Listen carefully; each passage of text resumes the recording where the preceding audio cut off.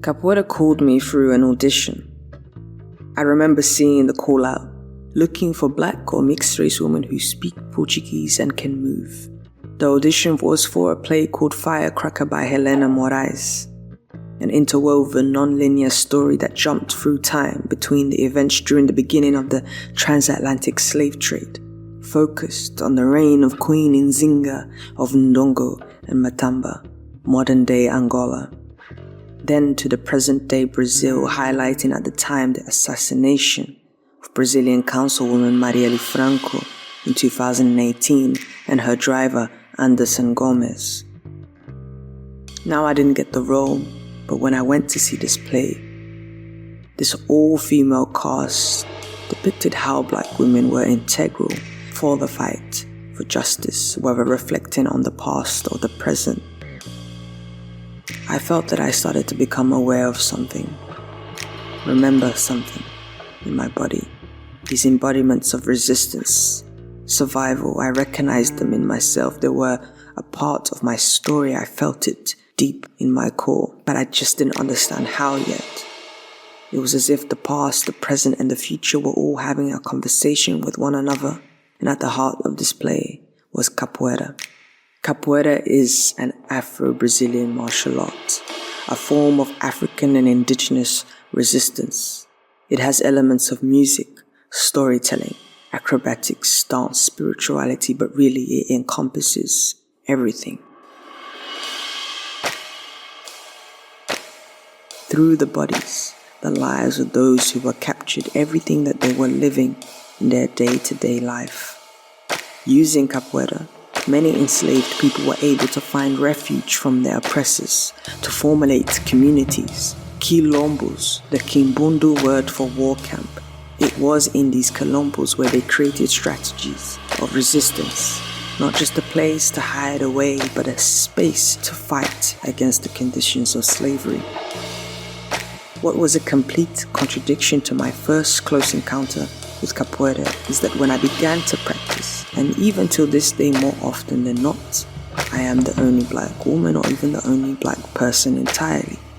Of course, things are changing, but I decided to focus on the invisibility of black women in the space, and through that, it gave me an opportunity to actually widen my understanding of not only the history of Capoeira, but specific histories that speak to who we are, histories that have literally shaped our minds, our bodies, and placed us exactly where we are today. I realize sometimes what is missing can still reveal information through the memory of our bodies, the archives that we are carrying. What it also highlighted to me is that my experience could actually be important to balance the inequalities and biases still held in how our histories are recorded and how they will inform our futures. Remembering, reclaiming, and recentering stories that have been lost, stolen, and forgotten due to colonization. What story are you holding? Have you asked yourself? And this is important for you to ask yourself this, because knowledge begins from where you are. In an online lecture with Professor Ngongi Wa-Fiongo, he explained how colonization shifted the cognitive process of knowledge that should begin from where you are, but rather now it begins from the imperial center to where you are. And when we understand how much colonization has affected bodies, if our bodies, our centers are not our own, then what we do can never fully benefit us. This is the struggle. In Bell Hook's essay on radical openness, she talks about this struggle. The oppressed struggle in a language to recover ourselves, to reconcile, to reunite, to renew. Our words are not without meaning, they are an action, a resistance. Language is also a place of struggle. This is what we are doing here. This is what this research brought me to understand, that working with the struggle of language, we need to ask what is allowed to be part of that struggle for our problems. What do we consider as a language for our solutions? And for me, Capoeira Angola as an ancestral practice could be valued as a language that can interrogate structures, as it always fundamentally has. But of course, As I also understood through my research and experience, Capoeira also in itself is a structure that can be oppressive, since it has also inherited this history that has shifted the cognitive process of knowledge. It has also been distorted by systems of oppression and violence. This just may be what you have to do to survive. As the great Toni Morrison once stated, sometimes you don't survive whole, you only survive in parts. And for this reason, the idea of standing in resistance has to be a very conscious choice. It is particular and unique to each body at play, where one must interrogate each micro-history that is occurring or has occurred or is yet to within our bodies. The same can be said for the practice of Capoeira. Still, Capoeira Angola highlights how bodies are located in struggle, and it also highlights the locations of that struggle.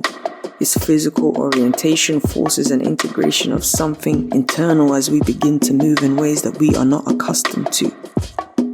These ways of moving begin to interrogate the layers of movement of bodies that we have embodied, that have molded, shaped us from the inside out, the dialogue that began in our mother's womb. What this research highlighted to me is that when we integrate ancestral or indigenous practices in the present, in a practical way, when we make time for this, it could benefit our futures, how we co-create our futures. And it is as simple and as complex as beginning from where you are, your body, and uncovering the story that it holds.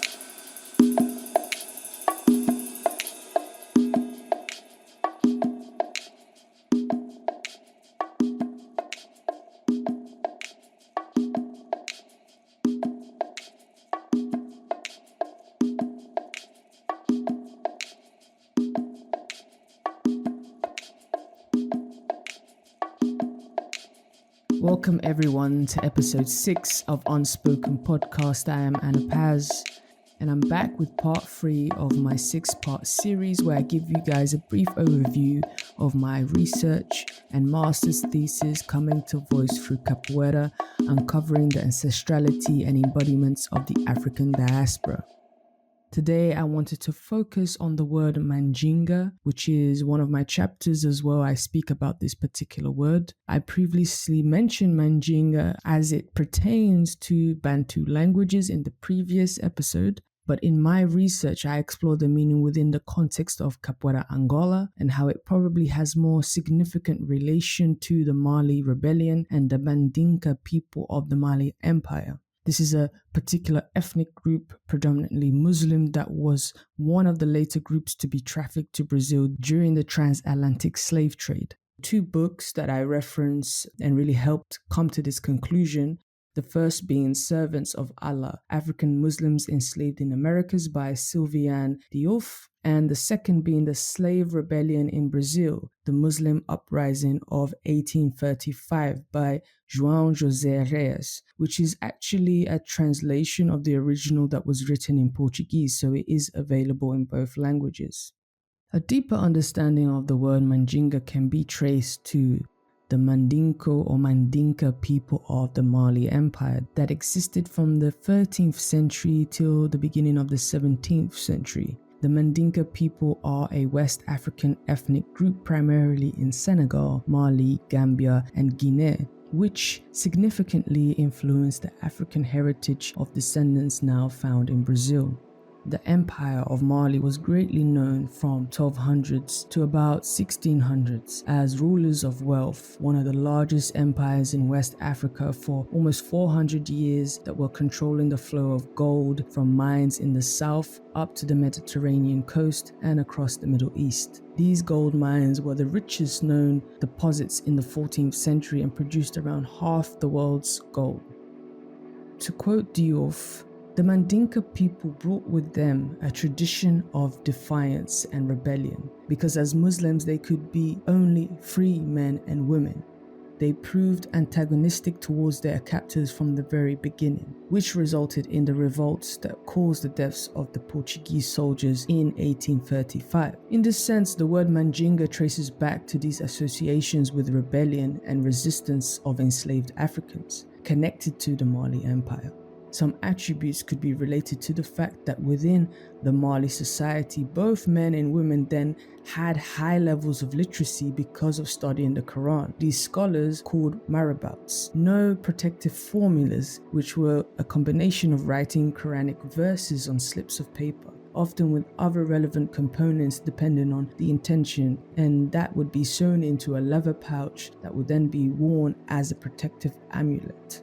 There was an association with Mandinga people not only as rebels, but as educated, tricky people who knew magic or were sorcerers. And these protective amulets can of course be one of the influences of patois that are now used in Brazil that were initially carried by the enslaved Africans who were planning to escape the senzalas. A really interesting story that I read here in this book, a patois, they were carried by these enslaved Africans who were planning to escape the senzala whilst preparing to fight without weapons through capoeira or makulele, and a patois would be hung around the neck, which not only would be used by mandingas, but also by those who were enslaved who wanted to impersonate a mandinga. The Mandinka people would have higher ranking within the social structure of slaves, and as a result of the revolts in 1835, there would be periods in which there would be an air of caution or even fear towards the Mandinka.